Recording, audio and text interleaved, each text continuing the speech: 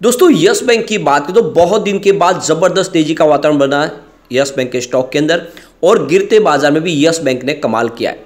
काफ़ी ज़बरदस्त delivery based काम हुआ है और बड़े बड़े फंड हाउस ने अभी जम के खरीदारी भी की है। और इसके पीछे वजह है एमडी का बड़ा प्लान जो कंपनी की तरफ से अनाउंसमेंट की गई है वो काफ़ी ज़बरदस्त है। यानी आने वाले समय यस बैंक की परफॉर्मेंस बहुत अच्छी होती हुई दिखाई देगी। लगातार एनपीए तो रिकवर हो ही रहा है, आप समझ सकते हो। एनपीए से जो प्रॉब्लम थी उससे बाहर यस बैंक निकल चुकी है, अपने लोगों को बदल दिया है, बिजनेस करने का तरीका बदल दिया है। नई टेक्नोलॉजी के दम पे यूपीआई ट्रांजैक्शन में पूरी बैंकों को पछाड़ के 43% का मार्केट शेयर यस बैंक ने हासिल कर लिया है और बेहतर रिजल्ट भी दे रही है कंपनी। अब इतनी सारी बात होने के बाद यस बैंक के स्टॉक में जो काफ़ी समय से जो तेज़ी नहीं बन पा रही थी, तो इसके पीछे की जो वजह उसको भी हमने ऑलरेडी पहले डिस्कस किया है कि जो बैंक जिन्होंने लॉक इन पीरियड के तहत शेयर खरीदे हुए थे 10 रुपये के प्राइस से, वो धीरे धीरे अपने शेयर यहाँ पे बाजार में बेच रहे और इस वजह से तेज़ी बन नहीं पा रही। लेकिन वो ज़्यादा दिन तक नहीं है क्योंकि उनके शेयर लगभग अब उन्होंने बेच दिए। अब यहाँ पर एक नई तेज़ी की शुरुआत बिल्कुल होगी और ये स्टॉक भी दौड़ेगा। आप समझ सकते हो कि जो स्टॉक मैंने आपको पहले रिकमेंड किया वो सारे समय पे दौड़ते ही है। सुजलॉन एनर्जी आप देख सकते हो कि 1 से 2 महीने में ही डबल हो गया। इससे पहले यस बैंक भी एक बार ऑलरेडी डबल हो चुका है। अब एक नई तेजी के लिए फिर से स्टॉक तैयार हो रहा है। तो यहाँ पे कुछ बड़ी अपडेट है जिसको इस वीडियो के माध्यम से डिस्कस करेंगे। आरबीआई की रेपो रेट पॉलिसी में कोई बदलाव नहीं किया गया, उसका क्या फायदा बाजार को मिलेगा वो भी समझने की कोशिश करेंगे और क्या इस समय यस बैंक में इन्वेस्टमेंट करना चाहिए। लेकिन फ्रेंड उससे पहले अगर आप पहली बार हमारे चैनल पर आए तो चैनल को सब्सक्राइब कर दीजिए, एक बेल आइकॉन दबा दीजिए ताकि जब भी नया वीडियो बने पहला नोटिफिकेशन आपको मिले। वीडियो पसंद आए तो लाइक से जरूर कीजिए। चलो फ्रेंड्स वीडियो स्टार्ट करते हैं। मैं हूं आपका दोस्त एस बी दवे और हमारे अपने चैनल ऑनलाइन कमाई में आपका बहुत बहुत स्वागत है। सबसे पहले अगर हम बाजार की बात करें तो आज बीएसई सेंसेक्स 62,848 के स्तर पे क्लोजिंग थी, जहाँ पे 294 पॉइंट की गिरावट देखने को मिली, यानी 0.47% गिरा बीएसई सेंसेक्स। निफ्टी 50 की बात करें तो 18,634 के स्तर पे 0.49% की गिरावट थी, यानी लगभग आधा % निफ्टी 50 गिरा। निफ्टी बैंक में गिरावट थोड़ी ज़्यादा थी, देख सकते हो 43,995 के स्तर पे 0.63% की गिरावट थी। निफ्टी पीएसयू बैंक में गिरावट थोड़ी सी कम थी, 4,084 के स्तर पे देख सकते हो 0.30% की गिरावट थी। लेकिन निफ्टी प्राइवेट बैंक में गिरावट ज़्यादा थी, 22,414 के स्तर पे 0.76% की गिरावट थी। तो ये तो आप समझ ही सकते हो कि सरकारी बैंकों के मुकाबले प्राइवेट सेक्टर के बैंकों में आज गिरावट ज़्यादा थी। लेकिन यस बैंक के स्टॉक में हमने अच्छी तेजी देखी है और अगर बैंकों का साथ मिलता तो यस बैंक का स्टॉक आज बड़ा कमाल कर सकता था। लेकिन जिस तरह से बाजार में नेगेटिव सेंटीमेंट बने उसकी वजह से यस बैंक के शेयर में भी कुछ बड़े फंड हाउस ने यहाँ पे प्रॉफिट बुक कर ली और इस वजह से स्टॉक थोड़ा सा आपको नीचे आता हुआ दिखाई देगा, वरना ये जो क्लोजिंग थी 10% ऊपर भी हो सकती थी। अब आप देखिए स्टॉक की शुरुआत तो 16.20 पर हुई, पॉजिटिव शुरुआत हुई। कल की क्लोजिंग 16.15 के आसपास थी। इंट्राडे में 16.15 का लो भी देखा है, नहीं स्टॉक नीचे नेगेटिव नहीं हुआ, लेकिन जो हाई है वो बहुत ही शानदार 17.20। काफ़ी दिन के बाद स्टॉक ने फिर से 17 को टच किया। अंत में 16.75 पर क्लोजिंग रही, 3.72% की शानदार तेजी के साथ। तो काफ़ी दिन के बाद स्टॉक ने फिर से 17 को टच किया और इसके पीछे वजह है भारी वॉल्यूम। आप देख सकते हो पिछले एक साल के हिसाब से स्टॉक में इस समय 26.89% की शानदार तेजी देखने को मिली है, यानी 12 के आसपास स्टॉक था 20 जून को। लेकिन 6 मंथ के हिसाब से स्टॉक में इस समय 14.97% यानी लगभग 15% की गिरावट है, क्योंकि आप देख लो 9 दिसंबर को ये 19.70 तक था और उस समय ये 24 तक भी चला गया था। और अब आप देख सकते हो कि इसका जो पिछले एक महीने का रिटर्न है वो 4.04% पॉजिटिव है और पिछले 5 दिन में 2% की तेज़ी बताई है। तो कुल मिला के गिरावट थम चुकी है और आज वॉल्यूम में बहुत बड़ा उछाल देखने को मिला। पिछले एक महीने पहले इसका 9 करोड़ का वॉल्यूम था, 3 करोड़ की डिलीवरी उठाई गई थी। 1 वीक पहले 8 करोड़ का वॉल्यूम था, 3 करोड़ की ही डिलीवरी उठाई गई थी। कल 7 करोड़ का वॉल्यूम था, 3 करोड़ की ही डिलीवरी उठाई गई थी। एक जैसा ही डिलीवरी बेस काम हो रहा था, लेकिन आज वॉल्यूम में भारी उछाल, 36 करोड़ का बहुत ही हैवी वॉल्यूम। और इस वॉल्यूम में आप समझ सकते हो कि काफ़ी लोगों ने जम के प्रॉफिट बुकिंग भी की है और वो ये लोग हैं जो लॉक इन पीरियड के शेयर जिन्होंने खरीदे हुए थे, उनको मौका मिला फिर से 17 के आसपास बिकवाली करने का। उन्होंने आज बिकवाली की है और इसी वजह से थोड़ी तेज़ी थी वो लिमिटेड हो गई।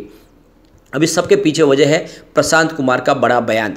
आप देख सकते हो यस बैंक की जो कारोबारी स्थिति है वो लगातार बेहतर हो रही है। बैंक का मानना है कि अगले 3 साल में इनका जो नेट इंटरेस्ट मार्जिन है वो 100 बेसिस पॉइंट यानी करीब 1% सुधर सकता है। बैंक के एमडी और सीईओ प्रशांत कुमार ने जो जानकारी दी है कि लो कॉस्ट डिपॉजिट में उछाल और हायर यील्ड क्लाइंट को अधिक लोन देकर हम एनआईएम के लक्ष्य को हासिल कर सकते हैं। बैंक के शेयरों की बात करें तो उसमें एक अच्छी खासी तेजी भी देखने को मिली है। बैंक के एमडी प्रशांत कुमार का मानना है कि 3 साल में इनका नेट इंटरेस्ट मार्जिन 1% सुधर सकता है। मार्च तिमाही में ये 2.8% के आसपास, जो सालाना दर पर 30 बेसिस पॉइंट यानी करीब 0.30% बढ़ा है। दूसरे निजी बैंक की बात करें तो आईसीआईसीआई बैंक और एचडीएफसी बैंक की बात करें, इनका नेट इंटरेस्ट मार्जिन 4% से अधिक है। इसके अलावा प्रॉफिट बढ़ने के लिए इसका फोकस लोन लॉस प्रोविजन को कम करने पर भी है। बैंक के सीईओ का कहना है कि करंट अकाउंट और सेविंग अकाउंट में डिपॉजिट के रेशियो यानी सीएसए को सुधारने पर ये जो एक मौका है वो शानदार है। फिलहाल टोटल डिपॉजिट सीएसए डिपॉजिट का हिस्सा 30.8% के आसपास है। मार्जिन की बात करें तो हायर फी इनकम ग्रोथ पर इसमें सुधार को सपोर्ट मिलेगा। बैंक ऐसे क्लाइंट पर फोकस कर रहा है जिनसे हाई मार्जिन मिल सके लेकिन रिस्क बहुत अधिक न हो।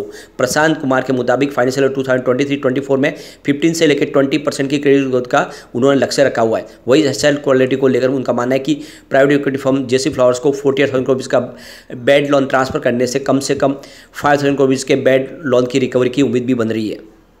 तो कुल मिला के विजन क्लियर है, आने वाले समय यस बैंक कमाल करेगी। और आप समझ सकते हो कि इसका उदाहरण हमने देखा है जब यस बैंक ने अपने लोगों में बदलाव कर दिया, अपने बिजनेस करने का तरीका बदल दिया है। लाइफ को बनाओ रिच, ये जो स्लोगन है ये आने वाले समय में यस बैंक को बहुत तेज़ी से ऊपर लेके जा सकता है। और यहाँ पे देख सकते हो कि यस बैंक के एमडी प्रशांत कुमार की तरफ से भी कहा गया है कि जो रेटिंग है वो BBB की है, लेकिन फिर भी उनका कहना है प्रशांत कुमार का कि जो रिस्क है वो हाई नहीं है और ये जो रेटिंग है यह आने वाले समय में और भी सुधरती हुई दिखाई दे सकती है। अब यहाँ पे एनालिस्टों की राय अगर ले यस बैंक को लेकर तो उनका कहना है कि इस समय जो देखे तो आप समझो इसका जो डिप लेवल है वो 15.30 का आसपास का है और अपसाइड टारगेट इसका 18.50 से लेके 21 के आसपास का है। यानी पॉजिटिव माहौल बनते ही ये स्टॉक 18.5 से 21 का लेवल बता सकते हैं। तो ऐसे में स्टॉप लॉस 14.40 का लगा के खरीदारी करके बने रहना चाहिए आपको। और जब तक ये 14.40 से नीचे नहीं जाएगा इसके ऊपर जाने की संभावना बनेगी और ये फिर बहुत जल्द 21 को टच कर सकता है। प्रभुदास लीलाधर के वैशाली पारेख का कहना है कि पिछले कुछ दिनों से वॉल्यूम में अच्छी खासी बढ़ोतरी हुई है, लोगों का सपोर्ट स्टॉक को मिल रहा है, रुझान पॉजिटिव हो रहा है और इस वजह से आने वाले समय एक पॉजिटिव माहौल बन सकता है। स्टॉक अगर 17.30 के ऊपर क्लोज होता है फिर आने वाले समय 18.50 की प्राइस देखने को मिल सकती है। वैसे देख सकते हो कि आईसीआईसीआई सिक्योरिटीज ने इसकी रेटिंग को डाउनग्रेड किया है और इन्होंने जो उसका टारगेट रखा वो 13.50 का, उनके हिसाब से काफ़ी ज़्यादा रिस्क यस बैंक में बना हुआ है।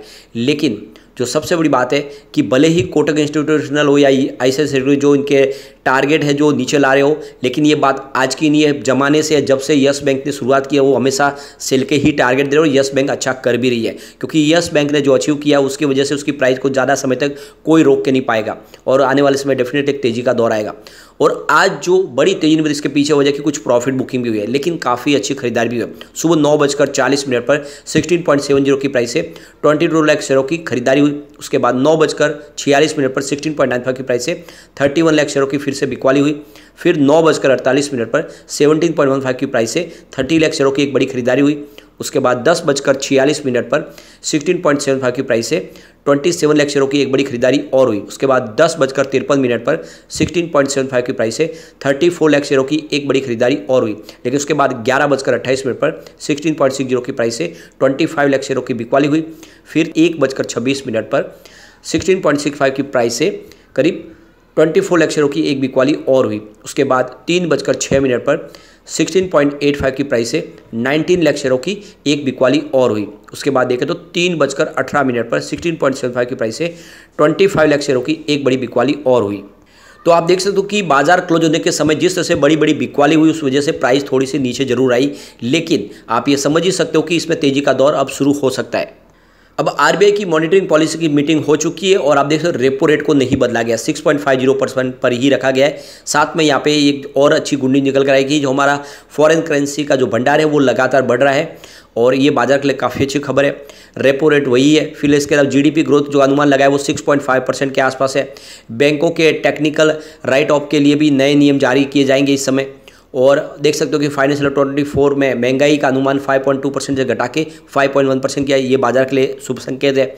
और देख सकते हो कि फाइनेंशियल 24 की पहली तिमाही में रियल जीडीपी 8% के आसपास रहने की संभावना है और इंपोर्ट घटने से व्यापार घाटे में भी कमी आई है। ये जो सारी बातें बाजार के लिए काफ़ी अच्छी है।